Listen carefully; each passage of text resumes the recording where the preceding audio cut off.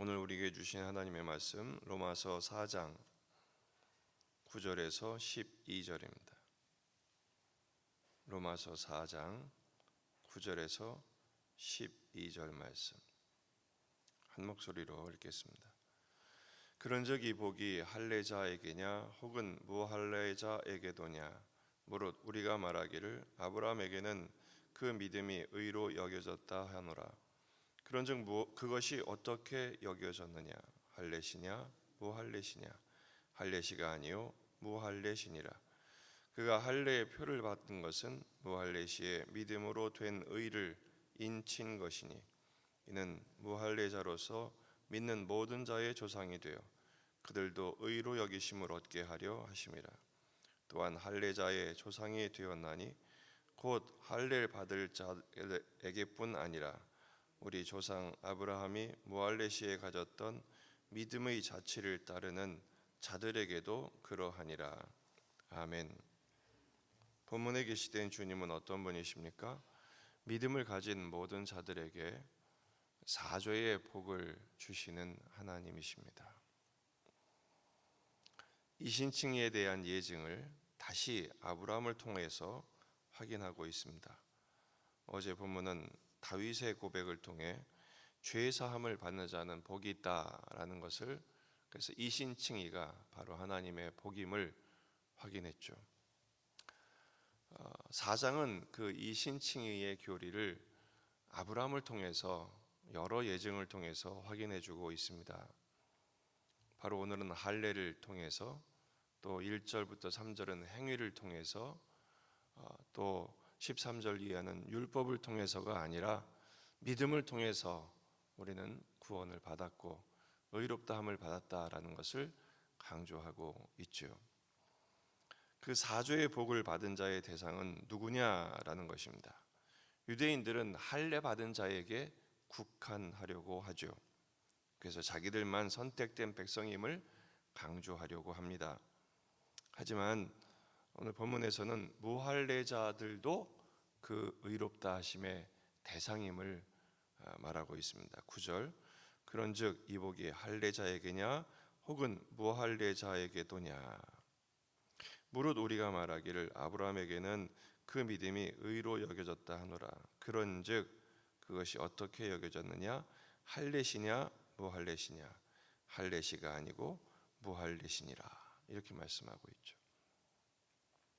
아브라함의 믿음으로 의롭다 여김을 받은 것은 할례를 받았기 때문이 아니라 할례 받기 전에 이미 그렇게 의롭다함을 받은 것이다 라는 것이죠.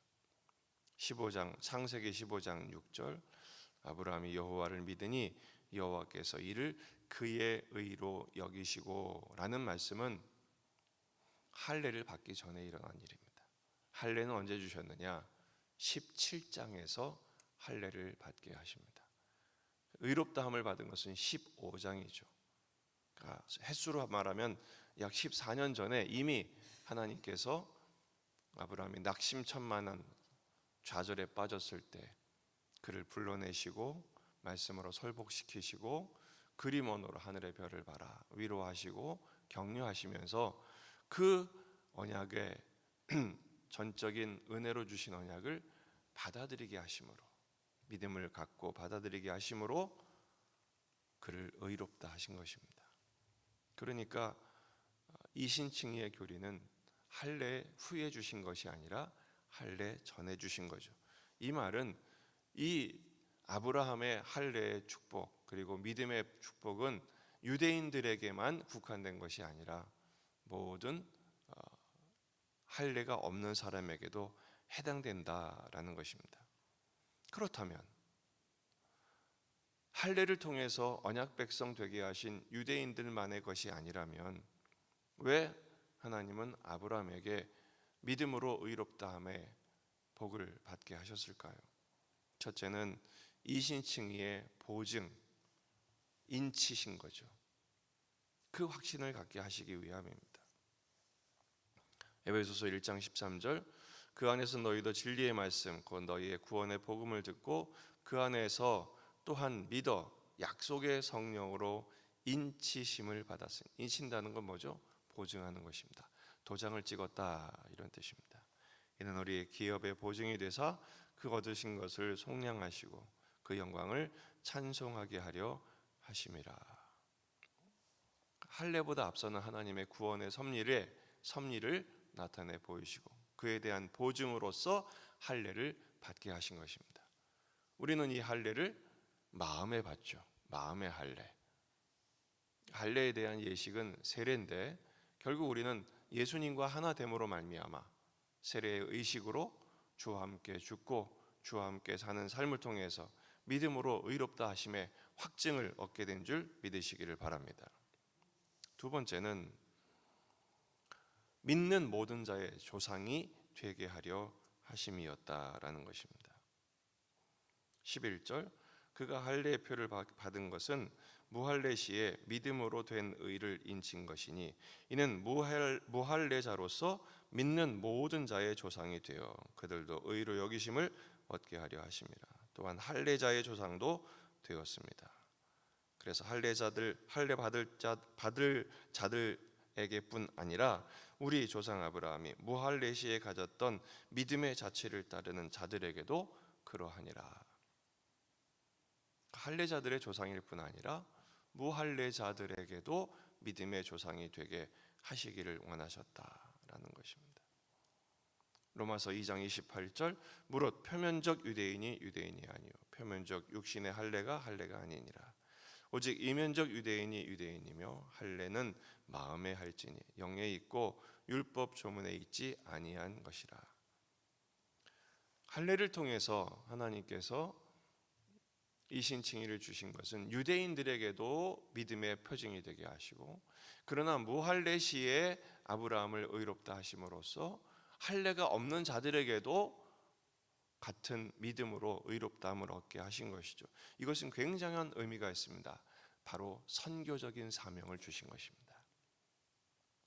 아브라함을 통해서 유대민족을 선택하신 것은 유대인만 특별해서가 아니라 그들을 전적인 은혜로 입양하시고 그들을 제사장 나라 삼아 온 인류가 같은 믿음과 같은 구원과 같은 은혜에 같은 축복에 참여하게 하시기를 원하신 것입니다. 그게 원래 유대인을 선택하신 아브라함을 부르신 하나님의 선교적 설계인 것이죠. 하지만 유대인들은 이것을 착각해서 자기들만의 특권으로 국한시켰습니다. 배타적이 되어버려서 할례가 없는, 율법이 없는, 믿음이 없는 이방인들은 정죄하고 비난하고 무시했죠. 그게 바로 유대인들의 오해입니다. 그러고 결국 그들은 할례에 합당한 삶을 살지는 못한 것입니다. 오늘 우리가 이 잘못을 반복하지 않아야 합니다. 예를 들어 이것이죠. 믿음을 가진 우리는 불신자들을 배타적으로 대해야 합니다. 너희들은 믿음이 없기 때문에 저주받은 거야. 그렇지 않습니다. 우리는 믿음이 처음부터 있었습니까? 하나님의 은혜로 믿음을 받은 것이죠. 그러므로 그들을 정죄의 대상이 아니라 선교의 대상으로 여겨야 합니다.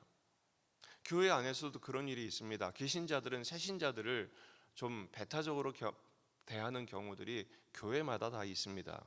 우리가 먼저 믿었다 이거죠. 우리가 먼저 이 교회 나왔다 이거죠.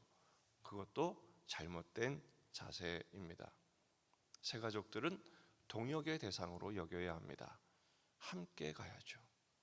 서로 사랑해야 할 사명, 그래서 함께 동역함으로써 한 공동체가 되어 같은 사명을 위해 이 지역에, 이 세상에 빛과 소금의 사명을 감당하기 위한 손을 맞잡아야 할 대상으로 여겨야 하는 것입니다. 그렇게 될 때 아브라함을 부르심으로 할례자와 무할례자 모두를 위한 믿음의 폭을 넓히셨다면 우리 역시 믿음을 먼저 가진 자로서 선교적인 사명으로 동역의 중심으로 함께 마음을 모아야 합니다. 그래서 결국은 모든 믿음은 어디로 이어집니까? 사랑으로 이어집니다. 그렇게 되지 않으면 이 믿음은 배타적인 교리가 되어 오히려 쓸모없는 잘못된 쓴뿌리로 변질될 가능성이 얼마든지 있습니다. 그러므로 이 믿음은 전적인 은혜에 의존해야 할 주제입니다. 그래서 오늘도 우리는 엎드리는 것이죠. 십자가를 통과해야 하는 것입니다. 하나님께서 주신 이 선교적인 사명, 믿음으로 인한 선교적인 사명과 특권을 함께 누리면서 시행하는, 순종하는, 그래서 하나님 앞에 참 잘했다 칭찬받는 저와 여러분이 되시기를 주의 이름으로 축원합니다. 기도하시겠습니다. 말씀을 붙들고 우리 자신과 가정과 교회와 이 지역의 복음화, 민족의 복음화, 세계 복음화를 위해서 오늘 저녁 또한 금요 기도회 예수님 기도학교의 은혜를 위해서 주일을 준비하며 기대하며 기도하시다가 돌아가시겠습니다. 다 같이 기도하겠습니다.